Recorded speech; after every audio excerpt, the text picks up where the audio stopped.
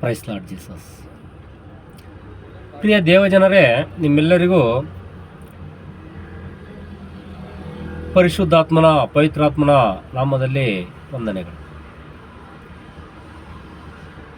ನಾನು 3-4 ಡೇಸ್ ಕೆಳಗೆ ಒಂದು ವಿಡಿಯೋದಲ್ಲಿ ನಿಮಗೆ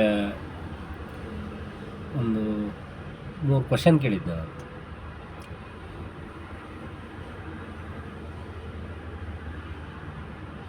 ಆ ಕ್ವಶನ್ಗಳಿಗೆ ಕಾಮೆಂಟ್ ಮೂಲಕ ಆನ್ಸರ್ ಮಾಡಿರಿ ಅಂತ ಹೇಳಿದ್ದೆ. ಪ್ರಶ್ನೆಗಳಿಗೆ ಯಾರೂ ಆನ್ಸರ್ ಮಾಡಿಲ್ಲ, ಯಾಕಂತ ಗೊತ್ತಿಲ್ಲ. ಅದಕ್ಕೆ ಈಗ ಆ ಆನ್ಸರನ್ನು ನಾನೇ ಇನ್ನೊಂದು ಸಲ ಹೇಳೋಣ ಅಂತ ಹೇಳ್ಬಿಟ್ಟು ನಿಮ್ಮ ಮುಂದೆ ಬಂದೆ. ನೋಡಿ, ಯಾವುದು ದೇವರೆನಿಸಿಕೊಳ್ಳುತ್ತದೋ, ಯಾವುದು ಪೂಜೆ ಹೊಂದುತ್ತದೋ ಅದನ್ನೆಲ್ಲ ನಾಶನಕ್ಕೆ ಅಧೀನನಾದ ಆ ಪುರುಷನು ಎದುರಿಸಿ ಅದಕ್ಕಿಂತ ಮೇಲಾಗಿ ತನ್ನನ್ನು ತಾನೇ ಹೆಚ್ಚಿಸಿಕೊಂಡು ದೇವರ ಗರ್ಭಗುಡಿಯಲ್ಲಿ ಕೂತುಕೊಳ್ಳುತ್ತಾನೆ. ಇಲ್ಲಿ ದೇವರ ಗರ್ಭಗುಡಿ ಯಾವುದು ಅಂತ ಮೊದಲನೇ ಪ್ರಶ್ನೆ ಮಾಡಿದ್ದೆ ನಾನು. ಅದಕ್ಕೆ ಆನ್ಸರ್ ಯಾರ್ದು ಕೊಡಲಿಲ್ಲ. 3 ಆಪ್ಷನ್ ಕೊಟ್ಟಿದ್ದೆ.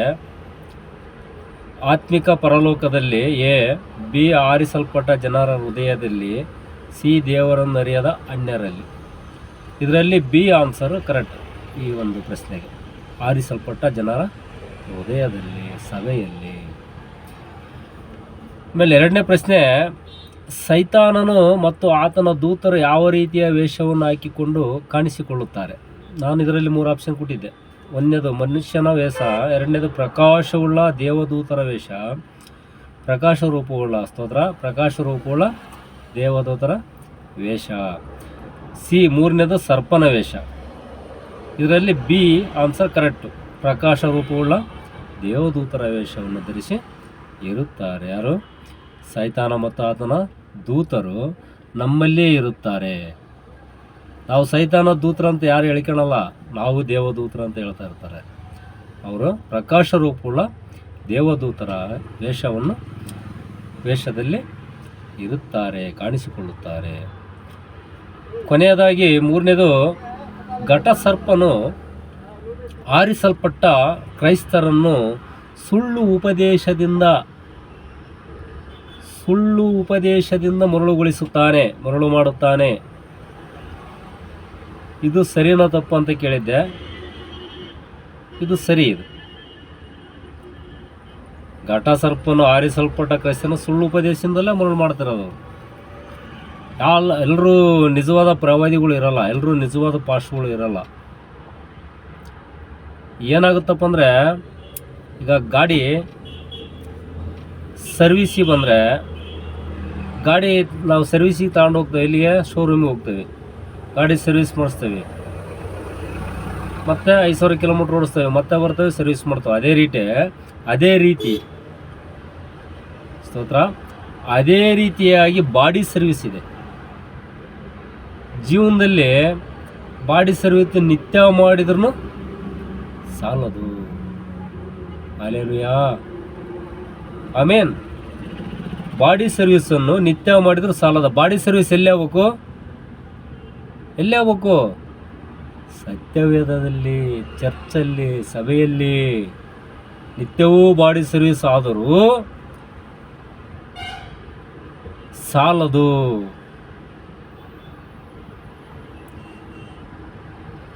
ಎಲ್ಲ ಗ್ರಂಥಗಳಿಗಿಂತಲೂ ಶ್ರೇಷ್ಠವಾದ ರಾಷ್ಟ್ರಪತಿಯ ಸ್ಥಾನದಲ್ಲಿರ್ತಕ್ಕಂಥ ಗ್ರಂಥ ಸತ್ಯವೇದ. ಯಾಕಪ್ಪ ಅಂದರೆ, ಒಬ್ಬ ಮನುಷ್ಯನನ್ನು ತುಂಬ ಅತ್ಯುತ್ತಮವಾದ ಮನುಷ್ಯನನ್ನಾಗಿ ಮಾಡುತ್ತದೆ ಸತ್ಯವೇದ.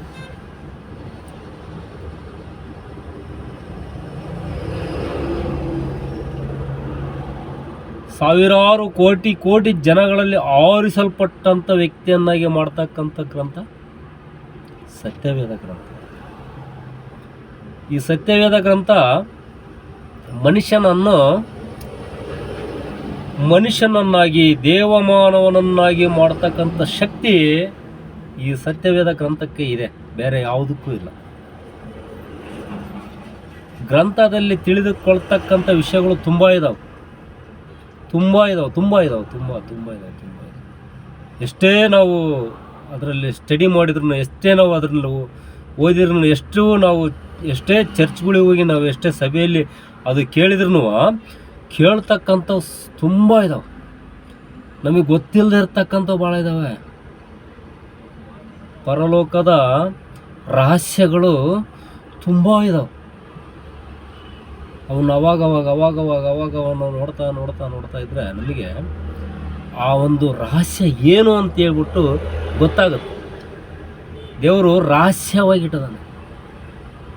ಎಲ್ಲೋ ಬೆಂಕಿ ಇರುತ್ತೆ, ಮೇಲ್ಗಡೆ ಬೂದಿ ಇರುತ್ತೆ, ಅಂತ ಊದಿದ್ರೆ ಮಾತ್ರ ಬೆಂಕಿ ಕಾಣಿಸುತ್ತೆ. ಅದು ಬೂದಿ, ಅದೇನು ಲೆಕ್ಕಕ್ಕಲ್ಲ ಅನ್ನೋ ಒಂದು ಮನೋಭಾವನೆ ಇರಬಾರ್ದು ನಮ್ಮ ಹತ್ರ. ಯಾವುದೇ ಮನುಷ್ಯನಿಗೆ ಆಗಲಿ ನಾವು ಕೀಳುವಾಗಿ ಮಾತಾಡಬಾರ್ದು. ಯಾಕಂದರೆ ಅವನಲ್ಲಿ ಆ ದೇವರು ಆ ಶಕ್ತಿ ಇದೆ. ಅವನಲ್ಲಿ ಯಾವ ಶಕ್ತಿ ಅಡಗಿದೆ ಅಂತ ನಮಗೆ ಗೊತ್ತಿರಲ್ಲ. ಸತ್ಯದೇವರು, ನಮ್ಮ ದೇವರು ಯಾರು? ಸತ್ಯದೇವರು, ಪರಿಶುದ್ಧ ಆತ್ಮರು, ಜೀವಾತ್ಮರು. ಹಾಗೆ ಇನ್ನೊಬ್ಬರ ಬಗ್ಗೆ ನಾವು ಯಾವುದೇ ರೀತಿ ಮಾತಾಡಬೇಕಂದ್ರೆ ನಾವು ಸ್ವಲ್ಪ ಯೋಚನೆ ಮಾಡಬೇಕು. ಮಾತಾಡಬಾರ್ದು, ಯಾರ ಬಗ್ಗೆನೂ ಮಾತಾಡಬಾರ್ದು. ಸತ್ಯದಿಂದ ಇರಬೇಕು. ಸತ್ಯದಿಂದ ಇರೋದೇ ಸತ್ಯವೇದ. ಸತ್ಯದಿಂದ ಇರ್ತಕ್ಕಂಥದ್ದನ್ನೇ ನಮಗೆ ಕಲಿಸುತ್ತದೆ. ಯಾವುದೇ ರೀತಿ ಪಾಪಗಳನ್ನು ಮಾಡುವುದಕ್ಕೆ ಬಿಡುವುದಿಲ್ಲ. ಒಳ್ಳೆಯ ದಾರಿಗೆ ತರಲಿಕ್ಕೆ ಸತ್ಯವೇದ ರಾಷ್ಟ್ರಪತಿ ಸ್ಥಾನದಲ್ಲಿರ್ತಕ್ಕಂಥ ಗ್ರಂಥ. ಆಮೇನ್, ಹಲ್ಲೆಲೂಯಾ.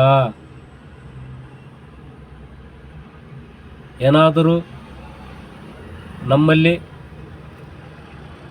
ಕೆಲವೊಂದು ನೆಗೆಟಿವ್ಸ್ ಏನಾದರೂ ಇದ್ದರೆ ಅವನು ಹೊಡೆದಾಕ್ಬೇಕು. ನಾವು ನೆಗೆಟಿವ್ಸ್ ಯಾವುದು ನಮಗೆ ಇರಬಾರ್ದು. ನೆಗೆಟಿವ್ಸ್ ಇತ್ತು ಅಂದರೆ ನಮಗೆ ಸೈತಾನನ ಒಂದು ಕಾಟ ಇದೆ ಅಂತ. ನಮ್ಮಲ್ಲಿ ಇರ್ತಕ್ಕಂಥ ನೆಗೆಟಿವ್ಗಳನ್ನು ನಾವು ದೂರ ಮಾಡುತ್ತಾ ಬರಬೇಕು. ದೂರ ಮಾಡುತ್ತಾ ಬರಬೇಕಂದ್ರೆ ನಿತ್ಯ ಪ್ರಾರ್ಥನೆ ಮಾಡಬೇಕು. ಮನೆಯಲ್ಲಿ ನಿತ್ಯ ಬೆಳಿಗ್ಗೆ ಮತ್ತು ರಾತ್ರಿ ಪ್ರಾರ್ಥನೆ ಮಾಡಬೇಕು.